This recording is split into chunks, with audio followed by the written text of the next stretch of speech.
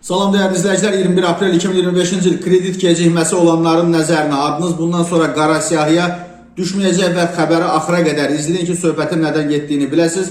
Videonu bəyənib paylaşıb buradakı üstəgəl işarəsinə toxuna bilərsiniz. Prezident İlham Əliyev kredit büroları haqqında qanuna edilən dəyişiklikləri təsdiq edib. Azərbaycanda nisya mal alqı-satqısı ilə məşğul olan hüquqi şəxslər və hüquqi şəxs yaratmadan sahibkarlıq fəaliyyəti göstərən fiziki şəxslər əgər təqvim ili ərzində nisya satış dövriyyələri 100.000 manatı keçərsə belə artıq kredit bürolarına məlumat təqdim etmək öhdəliyindən azad edilirlər və deputat Vüqar Bayramov bildirib ki, əvvəllər bu kateqoriyaya aid sahibkarlar müştərilərinə dair kredit tarixçələrini fəaliyyət göstərən ən azı bir kredit bürosuna təqdim etməyə borclu idilər. Deputatın sözlərinə görə adətən kredit tarixçəsinə aid olan məlumatların təqdim olunması inzibati proseduralar zaman və eləcə də xərc tələb eləyirdi. Digər tərəfdən bu öhdəliklərə əməl edilməsinə nəzarət də heç də asan deyildi və məsuliyyətə cəlb etmək də mürəkkəb mexanizmi idi. Yeni dəyişiklik